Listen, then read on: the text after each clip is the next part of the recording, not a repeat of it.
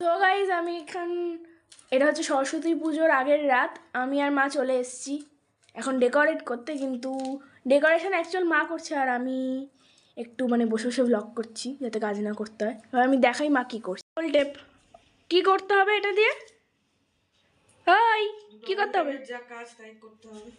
এই তো আমরা কি করেছি, একটা ব্যাকগ্রাউন্ড পেপার কিনেছি।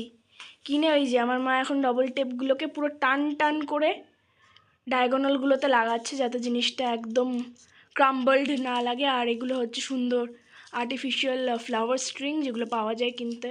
এটা আমার মা অনলাইন থেকে কিনেছে, মিশো জিন্দাবাদ। তো সুন্দর লাগছে বেশ ব্যাকগ্রাউন্ডটা। আর কালকে তো মেন আরও ডেকোরেশন হবে সব কিছু। তো আপাতত এইটুকুই সেট আপ করছি।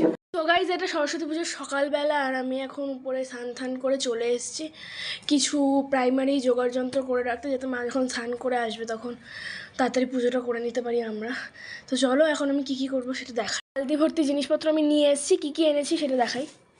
কেশর লাড্ডু, কাঁচা হলুদ পুজোয় লাগবে। কি এটা? পূজা ক্লথ, জানি না মা এনেছে। চূর্ণি মাথায় ওড়না, ফুল ফুল আছে, কত কিছু মা এনেছে আমি নিজেই জানি না। এটা কি দেখে না, এই জিনিসটা বুঝতে পারছি না কি জিনিসটা, কি যেটা হবে আই থিঙ্ক সো, বুঝতে পারছি না।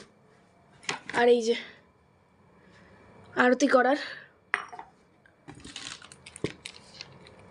ধূপ, মোস্ট ইম্পর্টেন্ট কুল,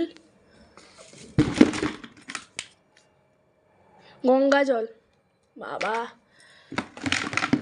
5 রকমের ফল, কাঁচি। তো এবার মা আমাকে একটা কাজ দিয়েছে, সেটা হচ্ছে এই বালতিটায় জল ভরে এই কলা ছাড়া বাদবাকি ফলগুলো ধুতে, তো সেটা করে নিই তারপর দেখা করছি। গাইজ এখন এতটা জোগাড় যন্ত্র হয়ে গেছে, এখানে মোয়া মুরগিও আনা হয়েছিল, সেটা দেখানো হয়নি। এই যে ফল টল আমি করে দিয়েছি, এবার বাদবাকি যা করার মা করবে, তখন আমি দেখা করে নিচ্ছি।